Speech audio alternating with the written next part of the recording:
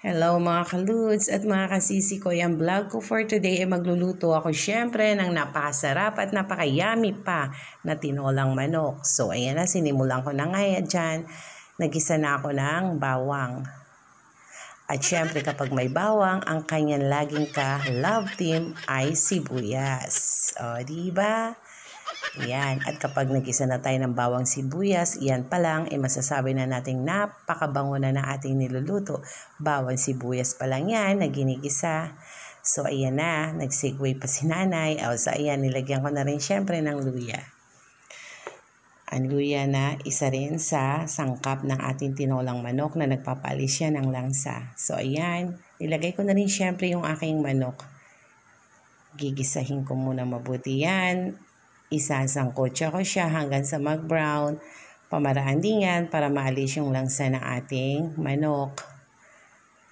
At syempre, pagkatapos kong gisahin yung manok na yan, syempre may kasunod pa yan. At ang kasunod yan, ay hinaluan ko siya ng atay ng manok. Yan, o, diba? Yan, masarap din kasi yan. Lagyan ng atay ng manok ang tinolang manok. O, diba?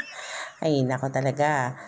Ang nanay Betcha nyo, makulit din mag-voice over. So, ayan na nga. Siyempre, gigisahin natin hanggang sa mag-brown na siya at masangkot siya na nga talaga. So, ayan, dahil ready na, lalagyan ko na rin siya ng sabaw. Sa paglalagay naman ng sabaw, nakadepende na yan sa inyo, mga sisi, mga lods. Kasi kami gusto talaga namin, medyo may karamihang sabaw. Kasi sabaw pa lang kapag tinolang manok, ay ulam na. At saka masarap talaga humigop ng sabaw ng tinolang manok. At syempre, kapag may tinulang manok, ay hindi maaalis or hindi mawawala sa ating yang napakabangong arumang taglay ng tanglad.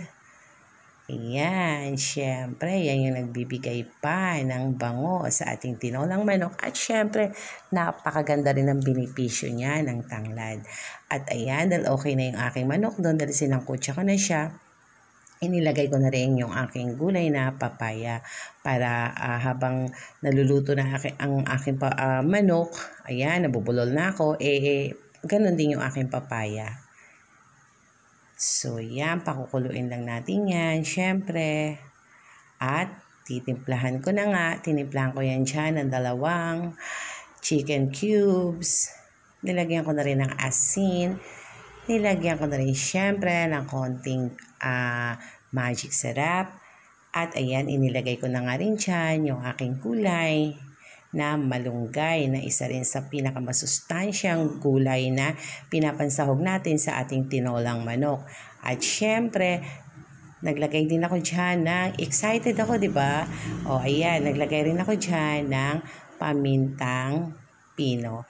Alam niyo ba mga kasisi, mga kaludes, depende kasi sa pagtitimpla natin tinolang manok. Kadalasan talaga ang iba ay naglalagay ng patis. Ako naman iba, yan lang yung gusto kong timpla.